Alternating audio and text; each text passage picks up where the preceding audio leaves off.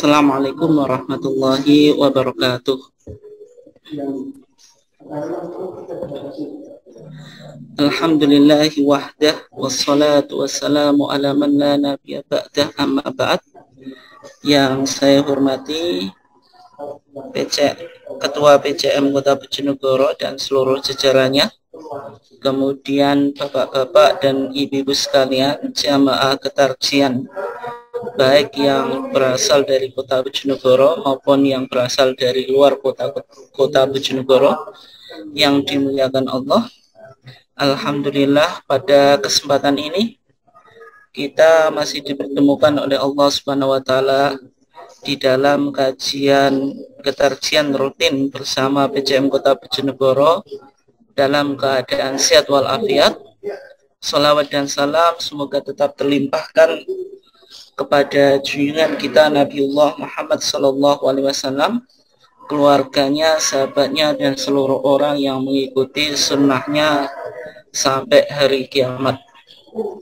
Jamaah sekalian yang dimuliakan Allah, insya Allah pada kesempatan malam hari ini kita akan mencoba mengkaji dan mendiskusikan topik yang cukup penting untuk kita coba pahami dan ilmui, yaitu yang berkaitan dengan moderasi beragama dan fatwa-fatwa tarjih seputar perayaan Natal.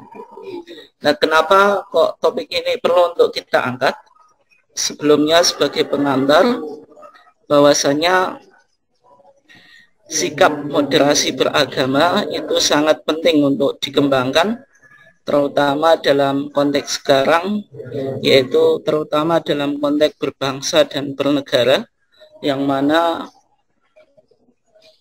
ada berbagai macam ras, suku, kemudian agama yang berbeda-beda, sehingga beragama secara moderat atau mengembangkan sikap moderasi beragama itu penting untuk kita kaji dan juga kita nanti sosialisasikan dan juga kita kembangkan di dalam kehidupan secara sosial, kemasyarakatan, dan juga berbangsa.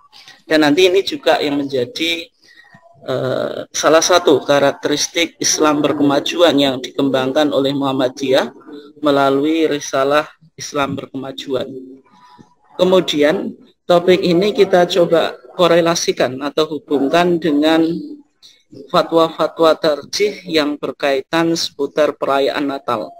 Nah, kenapa topik ini penting kita munculkan, dan nanti kita coba lihat sejauh mana moderasi fatwa tarjih yang berkaitan dengan fatwa seputar perayaan Natal, yang mana perayaan Natal itu bagi umat Kristiani, ini mayoritas umat Kristiani ya, merayakan Natal itu tanggal 25 Desember, yaitu tahun Masehi atau Miladiah. Nanti berbeda dengan perayaan Natal bagi Kristen Ortodok atau Kristen Eastern ya, Kristen Timur. Misalnya di Mesir itu ada sebuah Kristen Ortodok yang namanya itu Koptik, Kristen Ortodok Koptik Mesir. Itu merayakan Natal itu tidak tanggal 25 Desember, tetapi mereka merayakan Natal pada tanggal 6 Januari. Nah, itu agak berbeda ya, nanti kita coba lihat. Tapi secara umum umat Kristiani itu merayakan Natal tanggal 25 Desember. Nah, sehingga permasalahan-permasalahan yang sering muncul dalam konteks ini ya secara umum berkaitan misalnya dengan hukum merayakan Merry Christmas atau Selamat Natal bagi saudara kita yang beragama Kristen atau Kristiani, itu bagaimana? Itu sering menjadi perdebatan antara pro dan kontra, dan kita nanti akan lihat bagaimana fatwa tarjih menyikapi permasalahan tersebut. Dan juga misalnya berkaitan dengan undangan dalam perayaan Natal. Bisa jadi kita di kantor atau di tempat kerja kita itu memiliki teman yang kebetulan beragama Kristen, kemudian mengundang kita pada hari Natal ke rumahnya atau ke gerejanya, bagaimana hukum memenuhi undangan tersebut. Nah, sehingga permasalahan ini perlu untuk kita bahas dalam kesempatan malam hari ini. Jamaah sekalian yang dimuliakan Allah, nah ketika kita tadi bicara tentang moderasi Islam, maka kalau kita lihat di dalam Risalah Islam Berkemajuan, itu Muhammadiyah memberikan gambaran atau karakteristik atau yang disebut dengan al-khosais al-khamsu, karakteristik 5 yang menggambarkan Islam yang berkemajuan sebagaimana yang dikembangkan oleh Muhammadiyah. Dan di antara 5 karakteristik Islam berkemajuan itu yaitu tanmiyah al-wasatiyah, mengembangkan wasatiyah, mengembangkan sikap moderat di dalam beragama. Ya, kalau kita lihat Bapak dan Ibu sekalian yang dimuliakan Allah, itu ada 5 karakteristik Islam berkemajuan. Yang pertama, Islam berkemajuan itu harus mabniun ala tauhid, harus dilandasi pada prinsip tauhid. Yang kedua yaitu aruju ilal Quran wa sunnah. Islam yang berkemajuan itu harus kembali pada Quran dan sunnah. Kemudian yang ketiga, ihyaul ijtihad wa tajdid, mengembangkan ijtihad dan tajdid atau pembaruan. Ya, kemudian yang keempat ini yang nanti kita akan coba kembangkan dan kita diskusikan, yaitu tanmiyah al-wasatiyah, mengembangkan sikap beragama secara moderat. Kemudian yang kelima, tahqiqu rahmah lil alamin, merealisasikan rahmat bagi seluruh alam. Bapak dan Ibu sekalian yang dimuliakan Allah, dari 5 karakteristik yang digambarkan oleh Muhammadiyah, yang mana 5 karakteristik itu 5 karakteristik Islam berkemajuan, poin yang keempat itu berkaitan dengan tanmiyah al-wasatiyah, mengembangkan sikap moderasi di dalam beragama. Dan kenapa kok sikap wasati atau mabda' wasatiyah? Saya kira tidak hanya Muhammadiyah, misalnya Al-Azhar sebagai institusi keislaman yang klasik dalam sejarah Islam sampai sekarang masih eksis, itu juga mengembangkan al-Islam al-wasati, Islam yang moderat, artinya Islam yang berada di tengah, artinya tidak ekstrem kanan atau ekstrem kiri. Dan demikian juga rumusan Islam berkemajuan yang dirumuskan oleh Muhammadiyah di dalam Muktamar Muhammadiyah ke-48 kemarin, itu juga menggambarkan Islam yang maju yang diharapkan oleh Muhammadiyah itu Islam yang bisa mengembangkan wasatiyah, yaitu moderasi. Nah, kalau kita lihat yang mendasari pemikiran ini, di samping kemarin sudah kita bahas ya, ternyata istilah ini memiliki historitas dalam kesejarahan pemikiran Muhammadiyah. Dari Mbah Yai Ahmad Dahlan sering mewasiatkan kepada muridnya, "Dadiyo kiai sing kemajon dan ojo kesel-kesel anggonmu nyambut gawe kanggo Muhammadiyah." Kemudian juga kalau kita lihat dari Al-Qur'an sendiri, itu menggambarkan umat Islam itu umat wasato, umat yang di tengah. Artinya maknanya umat yang unggul, umat yang tegak. Sehingga Islam itu sebenarnya mengembangkan prinsip wasatiyah ini, prinsip moderasi, artinya menolak ekstremisme dalam beragama, baik dengan sikap hulu berlebih-lebihan. Misalnya Al-Quran itu juga mengkritik cara beragama Ahlul Kitab. Artinya agama Yahudi dan Kristen itu di konteks pemeluknya itu dikritik oleh Islam.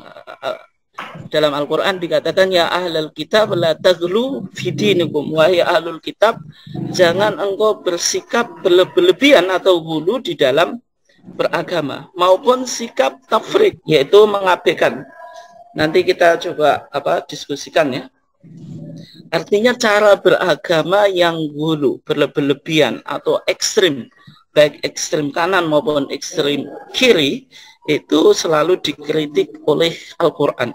Artinya Islam, artinya Al-Quran sebagai wahyu itu sudah mengkritik sejak awal tentang cara beragama secara hulu, secara apa? Berlebihan.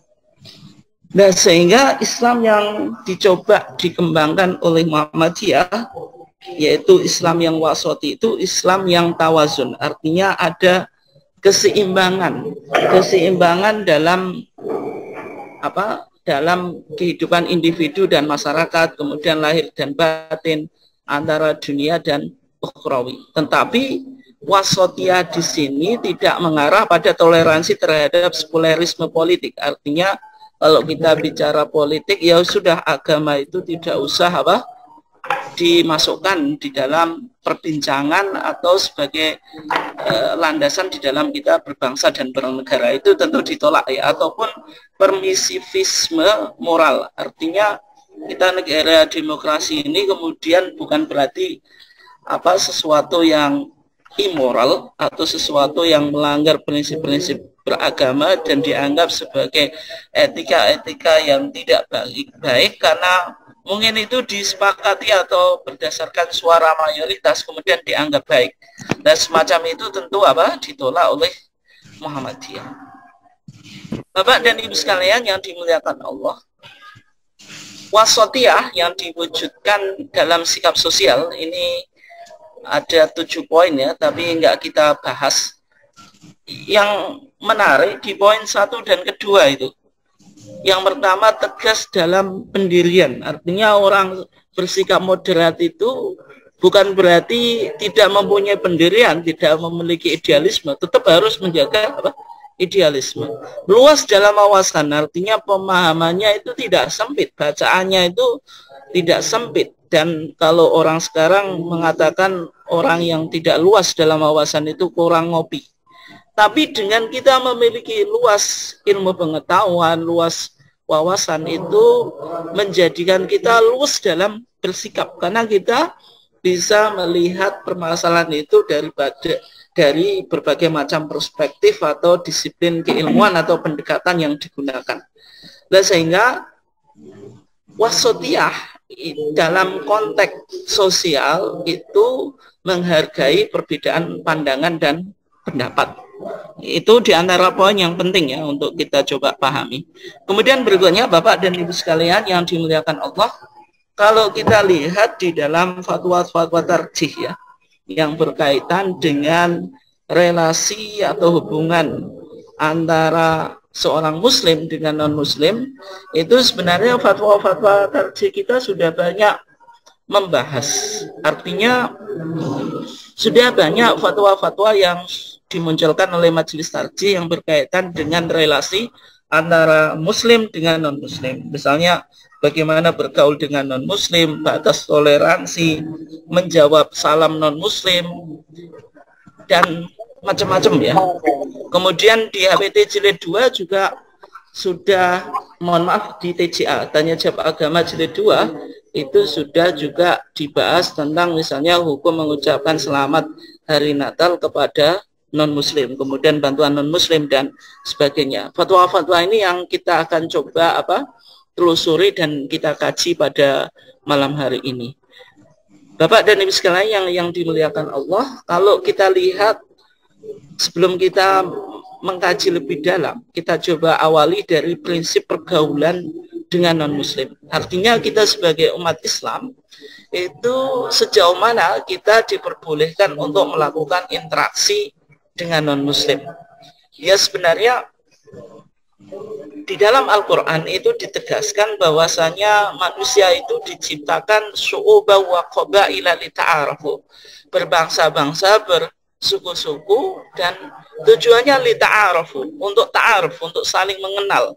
Artinya mengenal budaya satu dengan yang lainnya, mengenal tradisi satu dengan yang lainnya, dan juga mengenal agama yang berbeda dengan kita. Dan fungsinya itu lita'arafu, supaya saling menghargai, supaya saling menghormati. Kemudian Al-Quran menjelaskan ketika manusia itu diciptakan syu'uba wa qabaila dengan tujuan lita'arafu, lam itu lita'lil ya, memberikan arti alasan. Kemudian Allah Subhanahu wa taala mempertegas siapa sebenarnya manusia itu yang paling mulia. Manusia itu kemuliaannya tidak ditentukan dari perbedaan background dia berasal, tetapi inna akramakum indallahi atqakum, sesungguhnya orang yang paling mulia di antara kamu adalah statusnya di sisi Allah. Gitu. Sejauh mana nilai ketakwaan dia di hadapan Allah. Gitu. Nah, kalau dalam konteks interaksi atau muamalah dunyawiyah, artinya kita boleh melakukan hubungan dengan non-muslim selama itu tidak berkaitan dengan ritual ibadah, selama itu tidak ada kaitannya dengan wilayah ibadah mahdhah atau juga berkaitan dengan akidah. Sehingga Al-Quran memberikan guidance, semacam panduan atau semacam kaidah yang kita cukup hafal ya. Ayatnya Allah Subhanahu wa taala mengatakan lakum dinukum waliyadin. Lakum dinukum, bagimu agamamu, waliyadin, dan bagiku, maksudnya bagi Nabi Muhammad, waliyadin, bagiku agamaku. Ini ayat ini berkaitan dengan atau sababun nuzulnya atau historical background, sebab yang menjadikan ayat ini turun kepada Allah berkaitan dengan negosiasi yang dilakukan oleh orang kafir musyrik, yang mana mereka mencoba melobi secara politis dan secara teologis berkaitan dengan keyakinan Nabi Muhammad ya. Sehingga Nabi Muhammad disuruh melakukan kompromi, artinya mau melakukan ritual ibadah terhadap Tuhan-Tuhan orang kafir Quraisy. Demikian juga orang kafir Quraisy mau menyembah Allah Subhanahu wa taala. Nah, semacam itu dipertegas oleh Al-Quran dengan tadi jawaban lakum dinukum waliyadin. Artinya kalau interaksi sosial secara muamalah duniawiyah kita boleh berbuat baik kepada non muslim selama itu tidak berkaitan dengan akidah atau ibadah gitu. Nah, kalau berkaitan akidah dengan ibadah tadi kaidahnya lakum dinukum waliyadin. Tetapi Bapak dan Ibu sekalian yang dimuliakan Allah, terkadang di dalam kita beragama itu terkadang juga terjadi semacam paksaan dari agama yang lain, karena agama yang lain itu juga agama dakwah, artinya mereka juga menyebarkan agamanya gitu, sehingga bisa jadi terjadi perdebatan. Nah, ternyata Al-Quran juga menggariskan ya, bagaimana kalau misalnya terjadi jidal atau mujadalah atau perdebatan atau diskusi dengan ahlul kitab. Maka Al-Quran tetap mengedepankan prinsip bagaimana memperlakukan ahlul kitab itu secara baik dan tetap kita hormati. Maka Al-Quran mengatakan wala tujadilu ahlal kitabi illa billati hiya ahsan. Wala tujadilu, dan janganlah engkau berdebat ahlul kitabi kepada ahlul kitab illa billati hiya ahsan, kecuali dengan tata cara yang baik. Illa alladziina dzalamu minhum, tetapi dikecualikan bagi orang-orang yang melakukan kezaliman di antara mereka. Artinya prinsip menghormati keyakinan, prinsip menghargai dan tidak melanggar hak-hak orang lain itu tetap diajarkan oleh Islam. Tetapi kalau kita terpaksa melakukan perdebatan, tetap dengan menggunakan perdebatan secara teologis yang ilmiah, argumentatif tadi, dengan cara yang sah. Sehingga prinsip-prinsip pergaulan dengan non-muslim bisa kita simpulkan Bapak dan Ibu sekalian. Yang pertama, saling menghormati dan penuh pengertian. Kemudian yang kedua, toleransi dan tidak mengintervensi dalam keyakinan atau ritual keagamaan. Yang ketiga, dalam situasi tertentu kita boleh melakukan diskusi teologis, tapi tadi catatannya secara ilmiah dan argumentatif. Dan Al-Quran mengatakan wala tujadilu ahlal kitabi illa billati hiya ahsan. Bapak dan Ibu sekalian yang dimuliakan Allah. Nah, selanjutnya kita coba lihat bagaimana bagaimana fatwa tarjih yang berkaitan dengan mengucapkan Merry Christmas atau Selamat Hari Natal, atau misalnya orang Kristen yang ada di Arab, misalnya di Mesir itu mengatakan Id Milad Yasua al-Masih gitu. Id itu Id Milad, hari kelahiran Yasua al-Masih, yaitu Yesus Kristus gitu. Nah, semacam itu bagaimana? Karena kita sering menyaksikan ya, ada orang yang beragama Islam punya sahabat yang non agamanya Kristen, itu boleh nggak mengucapkan selamat Natal, atau biasanya di di media itu seorang tokoh politik itu apapun jabatannya itu juga mengucapkan selamat Hari Natal kepada rakyatnya misalnya, atau misalnya institusi-institusi tertentu. Misalnya di dalam fatwa ini bahkan misalnya PTN, Perguruan Tinggi Muhammadiyah, juga terkadang mengucapkan selamat Natal. Itu bagaimana gitu. Nah, dalam menjawab, tapi nanti bisa didiskusikan lebih dalam Bapak dan Ibu sekalian. Saya sekarang akan mencoba memaparkan apa yang difatwakan oleh Majelis Tarjih. Nanti bisa kita kaji dan dalami atau diskusikan waktu nanti tanya jawab ya. Dalam menjawab permasalahan ini, Majelis Tarjih itu menukil fatwa Majelis Ulama Indonesia atau MUI. Kenapa kok kita temukan Bapak dan Ibu sekalian yang dimuliakan Allah, terkadang fatwa tarjih itu justru menukil fatwa yang sudah difatwakan oleh MUI, Majelis Ulama Muhammadiyah. Biasanya Majelis Tarjih melakukan penukilan fatwa-fatwa dari MUI itu kalau melihat permasalahan itu memang harus difatwakan oleh lembaga fatwa yang bisa menaungi dari berbagai macam ormas. Artinya kalau misalnya fatwanya itu dari Muhammadiyah saja melalui Majelis Tarjih mungkin kurang kuat, karena fatwa Majelis Tarjih itu secara umum berlaku secara internal. Tapi dalam konteks Selamat Hari Natal itu butuh lembaga fatwa yang dianggap otoritatif, dan fatwa itu bisa dipakai oleh berbagai macam organisasi sosial keagamaan yang ada di Indonesia, ya misalnya dari MUI. Maka kalau kita lihat di dalam fatwa MUI yang berkaitan dengan hukum mengucapkan selamat hari Natal, itu ada beberapa poin ya. Yang pertama, sebenarnya umat Islam itu boleh melakukan kerjasama dan bergaul dengan umat-umat agama lain. Artinya hal yang berkaitan dengan keduniaan itu tidak masalah umat Islam melakukan interaksi atau pergaulan dengan non-Islam. Kemudian yang kedua, umat Islam tidak diperbolehkan mencampurkan agama dan akidah, atau dalam konteks akidah dan ibadah maka tidak boleh dicampur adukkan. Sebagaimana ayat yang sudah kita baca tadi di surah Al-Kafirun tadi, lakum dinukum waliyadin.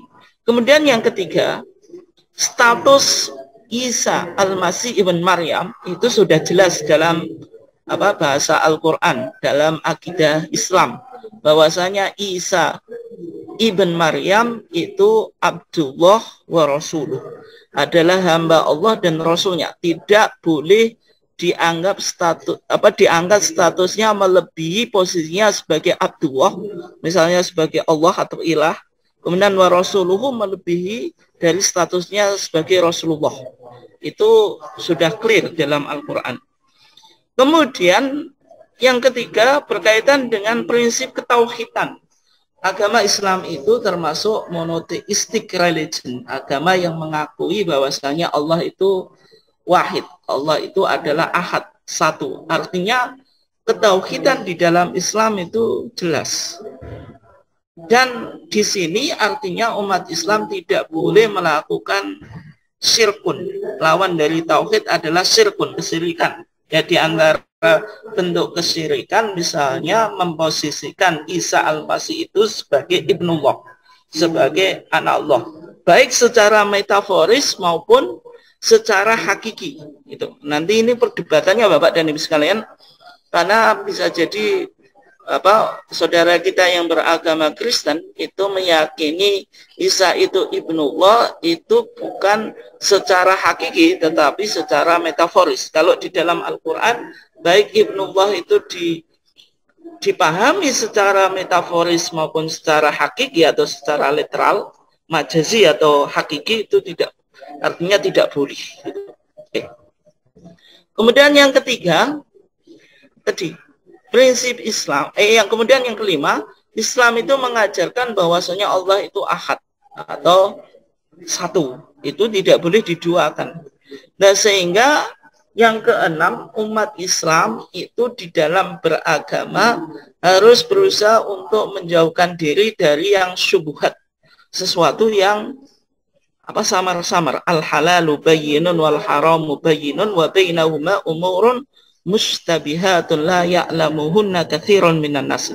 Yang halal jelas, yang haram jelas. Antara halal dan haram itu umurun mustabihatun, ada perkara-perkara yang rempang antara halal dan haram itu. La ya'lamuhunna katsirun minan nas, yang banyak orang tidak mengetahuinya. Sehingga prinsip ini dipakai di dalam agama Islam, sehingga dalam ulama atau ahli fikih itu merumuskan salah satu cara mengambil hukum, ada metode yang disebut saddu dzari'ah, yaitu tindakan preventif atau mencegah tindakan yang menuju kepada kemaksiatan atau destruktif. Maka ada sebuah kaidah yang cukup populer di kalangan para ahli fikih, yaitu dar'ul mafasid muqaddamun ala jalbil masoleh.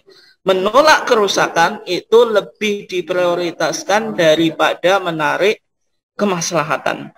Ini kaidah yang yang dipakai dalam konteks bagaimana kita memblokade atau mencegah supaya sesuatu kemaksiatan itu tidak terrealisasi gitu, atau tidak bisa terjadi. Nah, berdasarkan 6 poin di atas, maka Majelis Ulama Indonesia memfatwakan perayaan Natal di Indonesia, meskipun tujuannya merayakan dan menghormati Nabi Isa, akan tetapi Natal itu tidak dipisahkan dari berbagai macam 6 poin yang sudah disebutkan tadi. Artinya 6 poin itu harus diperhitungkan. Kemudian yang kedua, mengikuti upacara Natal bersama bagi umat Islam hukumnya haram.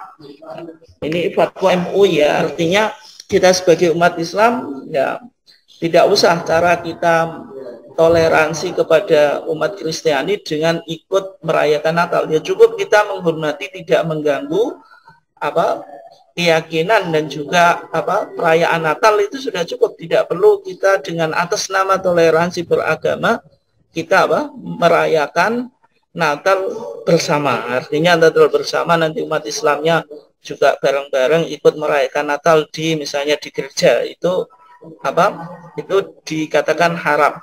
Kemudian yang C, agar umat Islam tidak terjerumus kepada syubhat dan larangan Allah, dianjurkan untuk tidak mengikuti kegiatan-kegiatan perayaan Natal.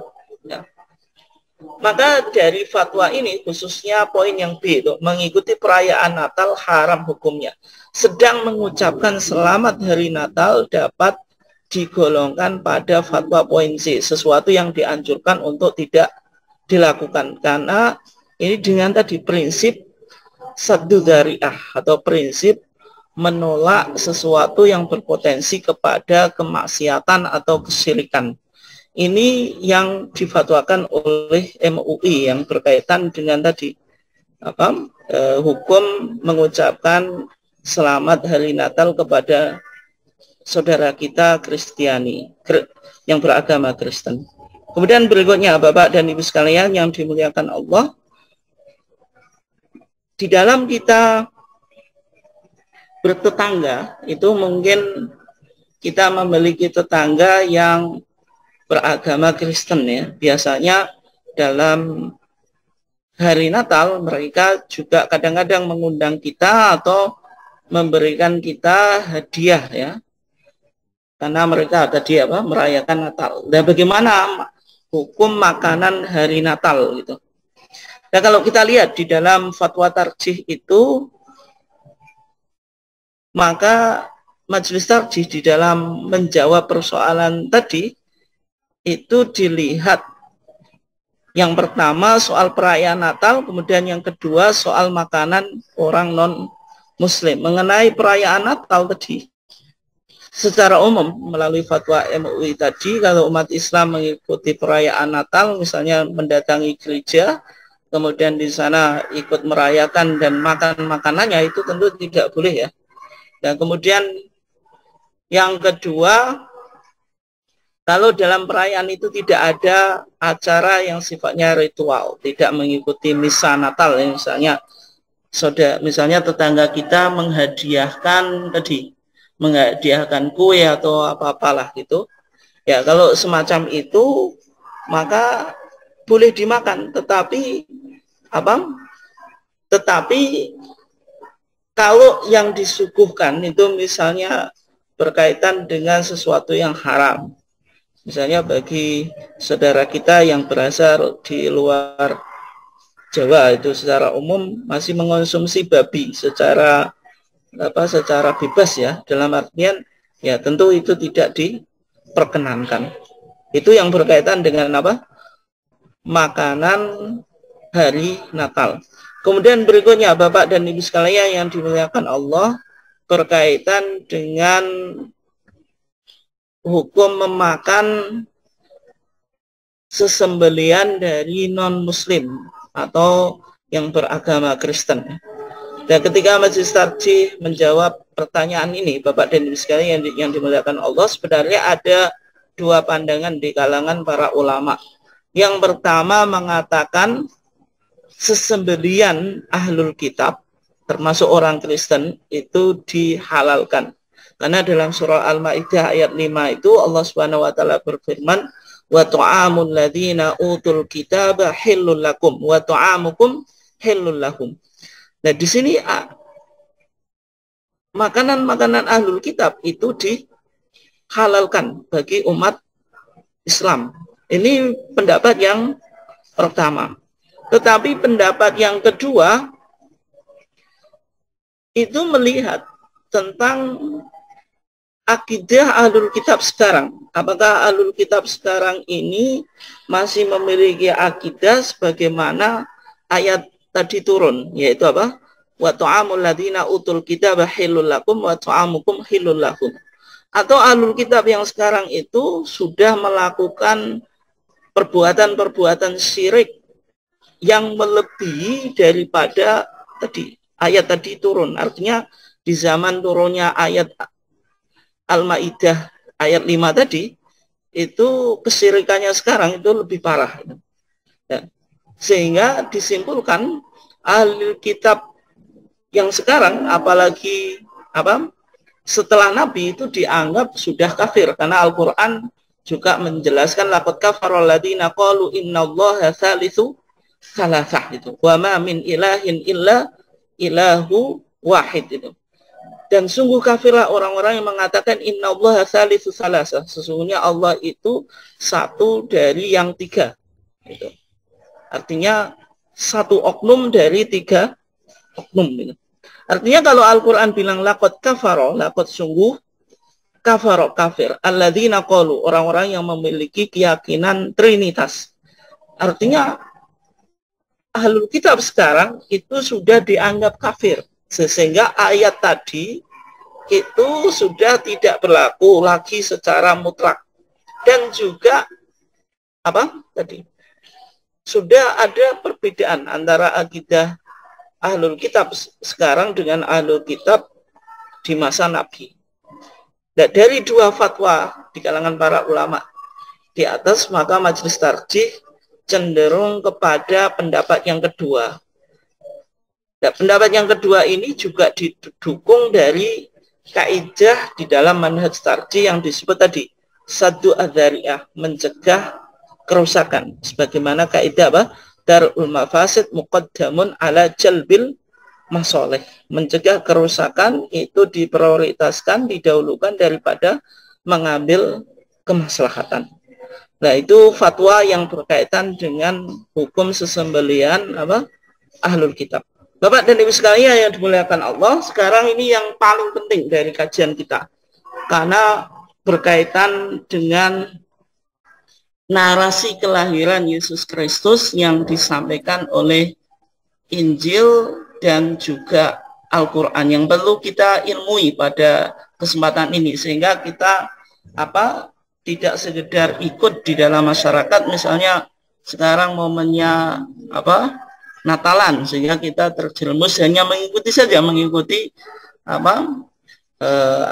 apa yang berkembang di masyarakat, dan kita tidak tahu historitasnya atau bagaimana perspektif Injil dan juga perspektif Al-Quran yang berkaitan dengan kelahiran Yesus Kristus atau Nabi Isa ibn Maryam. Kita awali, Bapak dan Ibu sekalian yang dimuliakan Allah, tentang narasi kelahiran Yesus Kristus menurut Injil sinoptik. Ya.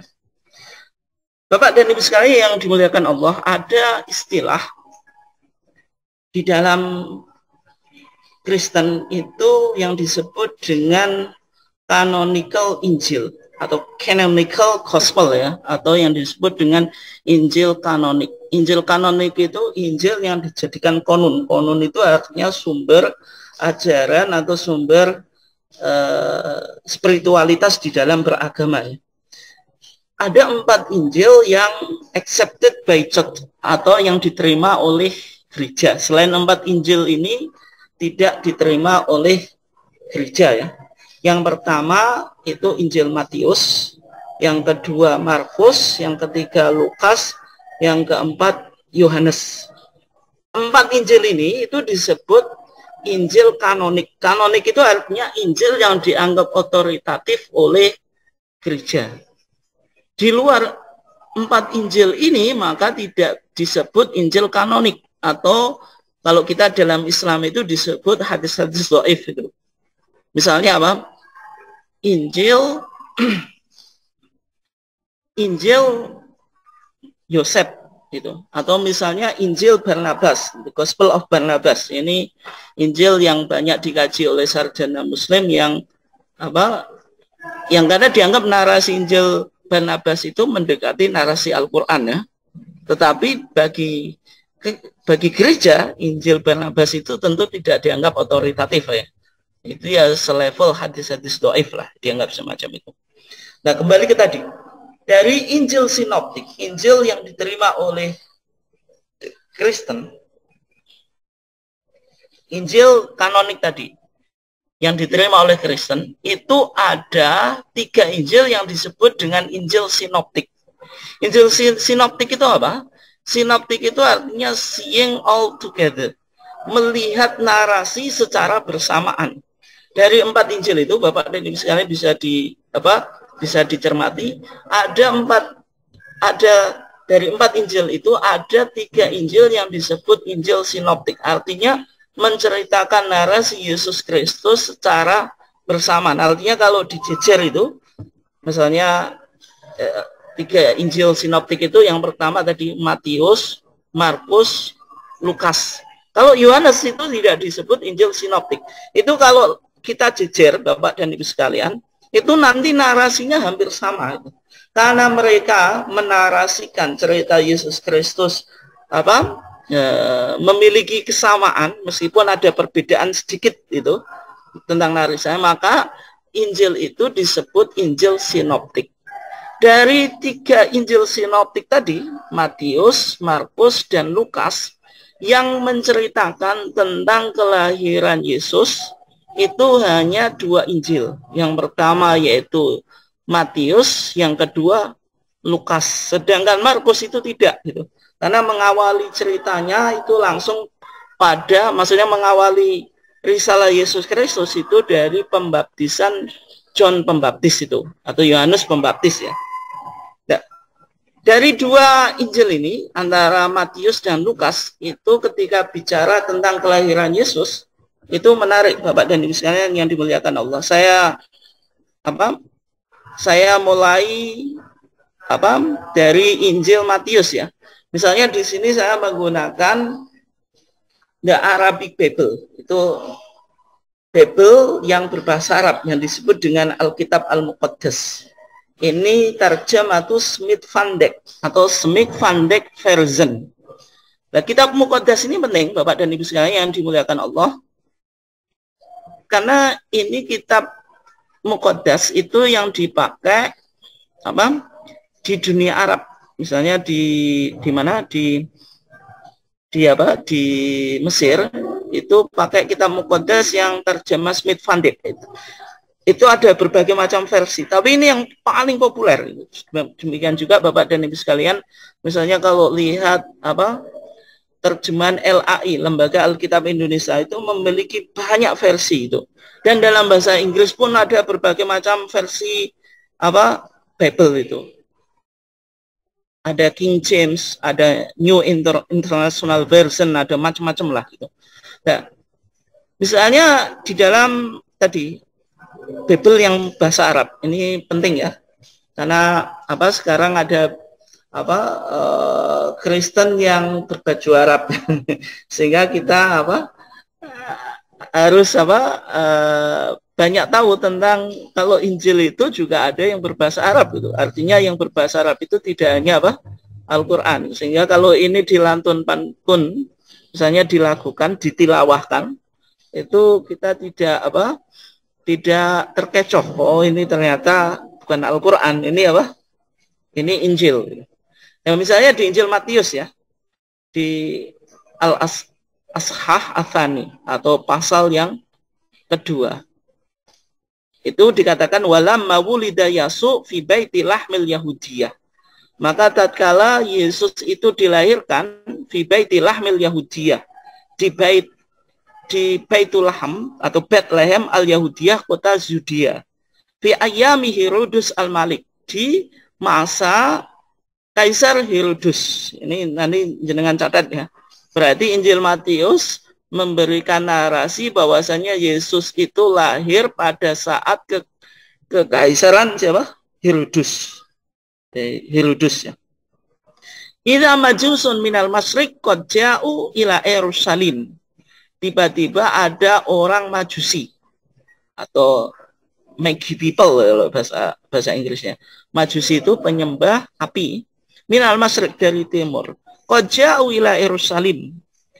Datang ke Yerusalem. Qailin, mereka mengatakan aina huwal maulud malikul Yahud.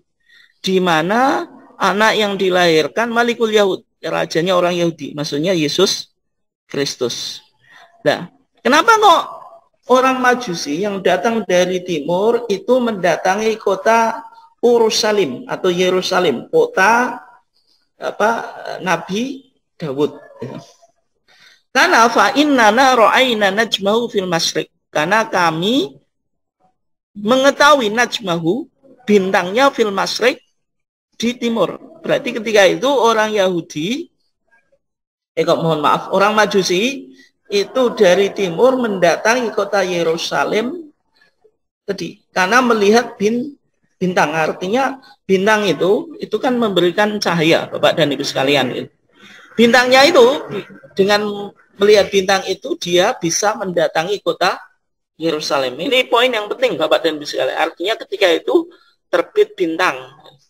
Wa ataina linas judalahu, dan kami mendatangi kota Yerusalem tadi supaya mendapatkan anak yang dilahirkan tadi, linas judalahu, supaya kami bisa bersujud kepadanya.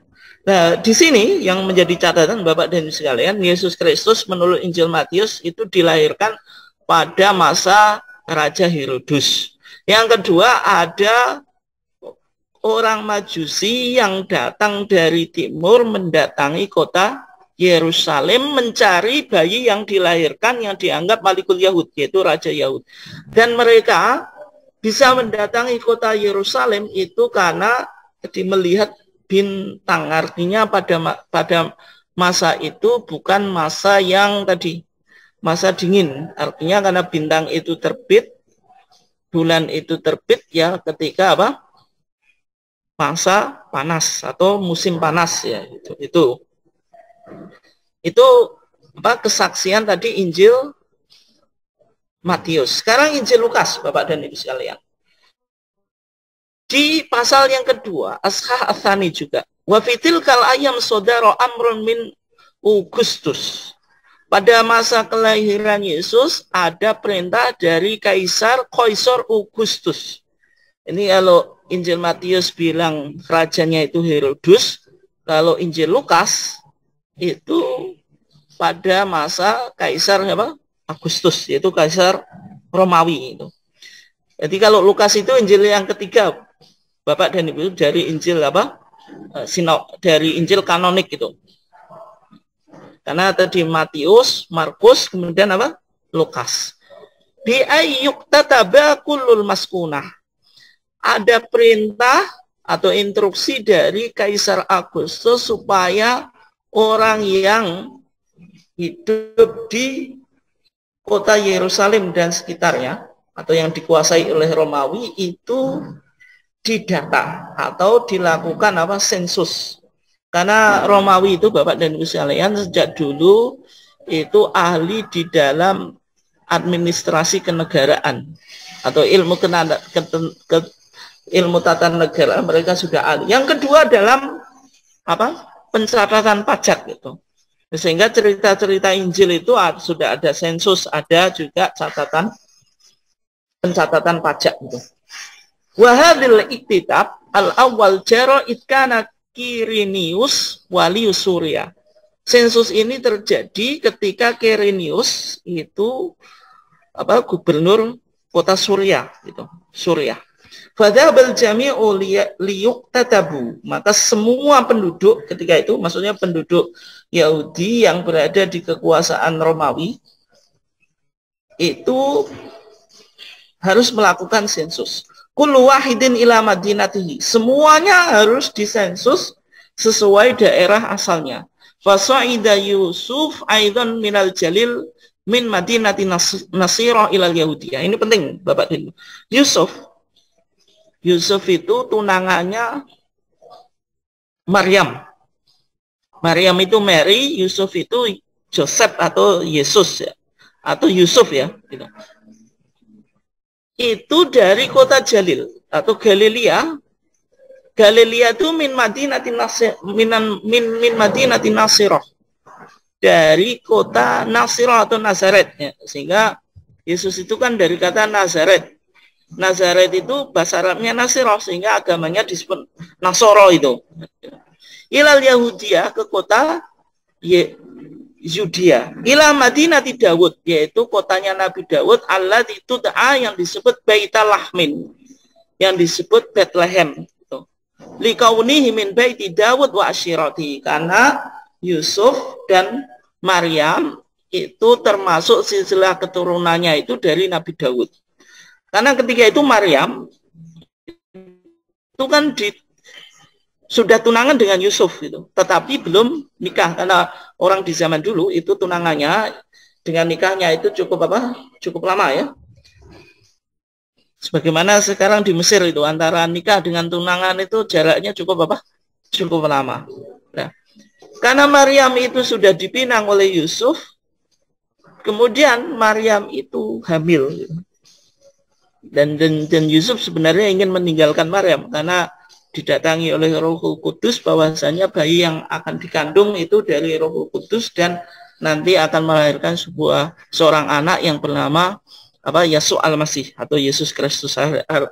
Akhirnya tetap dia setia, tidak meninggalkan Maryam. Nah di sini yang menjadi catatan ada sensus yang dilakukan oleh Kaisar Agustus kepada semua orang Yahudi yang berada di kekuasaannya, dan setiap orang harus dicatat sesuai dengan genealoginya atau dari genealoginya dari mana, karena Yusuf dan Maryam itu keturunannya Dawud itu orang Yahudi atau raja Yahudi itu, Nabi Dawud itu, dan kotanya itu adalah Bethlehem. Maka Yusuf dan Maryam yang tinggal di Jalil itu Galilea ya. Dari provinsi Nazaret itu harus melakukan sensus di Yudea atau yang disebut apa? Kotanya Nabi Daud atau yang disebut juga namanya dengan apa? Baitulaham atau Bethlehem. Nah dari sini Bapak dan Ibu sekalian yang dimuliakan Allah, jadi dalam Injil Lukas itu menarasikan bahwasanya kelahiran Yesus itu terjadi pada saat apa? Adanya sensus yang dilakukan oleh Kaisar Agustus itu. Oke, Bapak dan Ibu sekalian yang dimuliakan Allah. Kemudian Injil Lukas juga memberikan narasi atau menjelaskan peristiwa yang lain. Wa kana fitil kalqurah ru'atun mutadabbadina yahrusuna hirasati al-laili ala ra'iyatihim.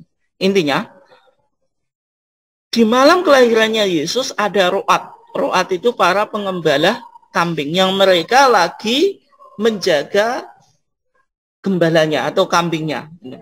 Fa idza malaku rabbi waqafa bihim, tiba-tiba ada seorang malaikat yang berdiri gitu. Ketika itu mereka apa? Ketakutan gitu. Kemudian malaikat itu berkata kepada para penggembala tadi, la takhafu, jangan takut. Faha ana ubasyirkum bi farahin azimin yakunu li jami'is sya'b gitu. Saya memberikan kabar kepadamu dengan kegembiraan yang sangat luar biasa bagi keselamatan semua bangsa itu. Yaitu apa? Kelahiran Yesus Kristus. Intinya Bapak dan Ibu sekalian, di sini ada peristiwa saat malam kelahirannya Yesus Kristus, para pengembala kambing itu sedang mengembalakan apa? Dombanya. Nah, sehingga kita simpulkan Bapak dan Ibu sekalian yang dimuliakan Allah, ini kesimpulan kita ya. Kalau kita lihat dalam narasi kelahiran Yesus menurut Injil Sinoptik tadi. Injil Sinoptik itu ada 3 tadi, yaitu Matius, Markus, dan Lukas. Tapi dari 3 Injil Sinoptik yang bicara tentang kelahiran Yesus itu Injil Matius dan Injil Lukas. Di dalam Injil Matius dan Lukas memberikan beberapa keterangan tentang peristiwa yang mana Yesus dilahirkan. Misalnya tadi, di Injil Matius ada visit of Magi, yaitu Yesus itu dikunjungi orang Majusi. Orang Majusi itu mendatangi kota Yerusalem karena tadi bintang ketika itu lagi apa? Lagi terbit. Ya. Peristiwa ini yang penting untuk dicatat. Kemudian di Injil Lukas tadi, census takes Mary and Joseph from Nazareth to Bethlehem. Sensus itu yang membawa Maria dan Joseph atau Yusuf dari Nazaret. Jadi kan tinggal di kota Galilea Nazaret menuju Bethlehem, yaitu apa? Kotanya Nabi Daud. Berarti ada peristiwa sensus. Kemudian visit of shepherd atau kunjungan dari tukang pengembala kambing tadi. Nah di sini kan yang pertama orang Majusi mengunjungi Yesus, dan ketika itu apa? Bintang terbit. Kemudian sensus itu dilakukan oleh Kaisar Agustus. Kemudian para pengembala itu mengembalakan kambingnya. Peristiwa ini pasti terjadi tidak di musim dingin gitu. Itu yang kita ingin jelaskan Bapak dan Ibu. Kalau kita katakan Natal itu tanggal 25 Desember itu lagi musim dingin gitu. Karena kalau kita tinggal di misalnya di Mesir, karena Mesir itu dekat dengan Palestina ya, musim dingin itu mulai itu apa? Bulan apa? Oktober, kemudian Desember, kemudian Januari, Februari, Maret gitu. Kemudian April ini baru mau musim apa? Semi ya. Sehingga kesimpulan kita kalau misalnya 3 peristiwa ini, misalnya tadi bintang terbit, kemudian sensus, Raja Agustus melakukan sensus. Sensus itu tidak mungkin dilakukan di musim dingin karena orang itu tidak mungkin melakukan perjalanan apa di musim dingin karena sangat riskan atau bisa menyebabkan kematian gitu. Secara umum kalau Kaisar Agustus ingin membuat kebijakan sensus, maka dilakukan di musim panas, bukan di musim dingin. Gitu. Kemudian tadi pengembala itu mengembalakan kambingnya kalau di musim dingin, misalnya di bulan Desember, maka rumput itu tidak tumbuh. Gitu. Artinya rumput itu mati. Itu tidak mungkin kelahiran Yesus itu terjadi di bulan Desember. Gitu. Sehingga kesimpulannya itu yang paling mungkin itu terjadi pada musim panas, dan musim panas itu tidak di bulan Desember. Kemudian berikutnya, Bapak dan Ibu sekalian yang dimuliakan Allah, bagaimana keterangan Al-Quran atau narasi kelahiran Isa di dalam Al-Quran. Itu dijelaskan di dalam surah Maryam. Maryam ketika mengandung itu tanpa seorang suami, itu dia mengasingkan diri menuju daerah yang timur. Ketika sudah mau hamil, dia kesakitan gitu. Dan berteduh di bawah pohon kurma gitu. Dan Al-Quran mengatakan wahuzzi ilaiki, dan gerakkanlah ilaiki kepada engkau, wahai Maryam, bijid'in nakhlati, dengan pelapah kurma. Jadi pelapah pohon kurma itu disuruh digoyangkan. Supaya apa? Tusokit, supaya jatuh alaiki kepada engkau rutoban jania, yaitu rutop atau kurma yang matang, sehingga bisa dikonsumsi itu. Nah, di sini Al-Quran menjelaskan Maryam itu melahirkan Isa ibn Maryam itu pada saat kurma itu berbuah. Artinya kalau kurma itu berbuah tidak mungkin terjadi di musim dingin, yang jelas musim panas. Sehingga kesimpulannya Bapak dan Ibu sekalian, meskipun Injil, baik Injil Matius, kemudian Injil Lukas dan Al-Quran itu ada perbedaan dan persamaan, tetapi semuanya menarasikan peristiwa kelahiran Yesus itu tidak mungkin terjadi di musim dingin. Nah, sekarang yang diyakini oleh orang Kristen itu kan Yesus Kristus itu dilahirkan di bulan Desember gitu. Nah, sehingga itu sebenarnya berlawanan dengan keterangan Injil Matius, kemudian Injil Lukas, dan juga Al-Quran. Nah, sekarang kalau kita lihat Bapak dan Ibu sekalian, untuk mencoba mendukung kesimpulan kita, ada sumber Kristen ya, buku yang sebenarnya ditulis oleh cendekiawan atau ilmuwan Kristen ya. Bukunya namanya The Code Mercial of Jesus, A Christian Defense of Jews Against the Charge of Deceit. Ini bicara tentang bagaimana penyaliban Yesus itu. Di sana ketika bicara day and year of the birth, yaitu hari dan tahun kelahiran Yesus Kristus. The day of Jesus' birth in unknown. Hari kelahiran Yesus sendiri dalam pandangan sarjana Kristen itu unknown, tidak diketahui, artinya tidak disepakati gitu. Tapi yang jelas we have the date of December 25. Yang kita miliki ada tanggal 25. On the night of December 24 and 25, atau malam Desember tanggal 24-25 in the church calendar, menurut kalender gereja. But this date was certainly arbitrary. Sebenarnya penentuan tanggal 25 Desember itu kompromi. Artinya tidak ada kesepakatan tadi. Jesus' birthday was not celebrated until the 4th century. Kelahiran Yesus itu tidak pernah dirayakan oleh gereja sampai abad keempat Masehi. Before that there was no Christmas. Sebelum abad keempat Masehi atau Miledia itu tidak ada istilah Christmas atau Natalan. For 300 years, selama 300 tahun, selama 300 tahun, the gospel was proclaimed without this holiday. Yesus Injil itu dikabarkan tanpa ada hari libur atau holiday tadi, Christmas tadi. Yang menarik atau ironisnya tanggal 25 Desember itu sebenarnya originally a pagan holiday, adalah hari pagan. Pagan itu penyembah berhala itu, yaitu yang namanya Sol Invictus. Ya, sebenarnya Sun God adalah dewa matahari yang diperkenalkan di abad ketiga oleh Kaisar Romawi.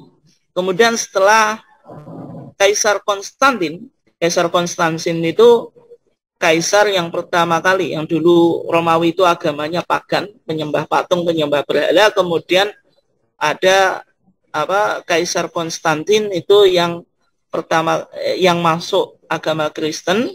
Kemudian hari raya pagan tadi, yaitu tanggal 25 Desember sebagai hari tadi Sun God, hari dewa matahari, itu dijadikan untuk merayakan hari kelahiran Yesus itu. Kemudian yang di bawah ini ya, yang saya cepat saja, intinya the Eastern Church atau Gereja Timur itu merayakan kelahiran Yesus itu tidak di 25 Desember, tetapi justru di 6 Januari. Ini artinya ada perbedaan ya. Ini sebenarnya panjang, tapi saya nggak mungkin menjelaskan word by word, satu kata demi kata. Sehingga kesimpulannya dari buku ini juga mengkritik ya tentang penentuan tanggal 25 Desember sebagai hari kelahirannya Yesus atau miladnya atau maulidnya Yesus Kristus. Itu dikritik juga oleh sarjana Kristen karena memang bertentangan dengan narasi dari Al-Qur'an maupun atau narasi dari Injil tadi, baik Injil Matius dan Injil Lukas, dan juga di dalam Al-Qur'an sendiri juga menarasikan peristiwanya itu tidak mungkin terjadi di masa musim dingin, tetapi kemungkinan adalah musim panas. Itu kemungkinan yang sangat mungkin. Ya, Bapak dan Ibu sekalian yang dimuliakan Allah, tadi kita sedikit mendengar ya ada istilah Trinitas ya. Trinitas itu sebenarnya itu dirumuskan oleh Kristen itu di konsili, namanya konsili Nesia gitu. Konsili itu semacam ijma ya.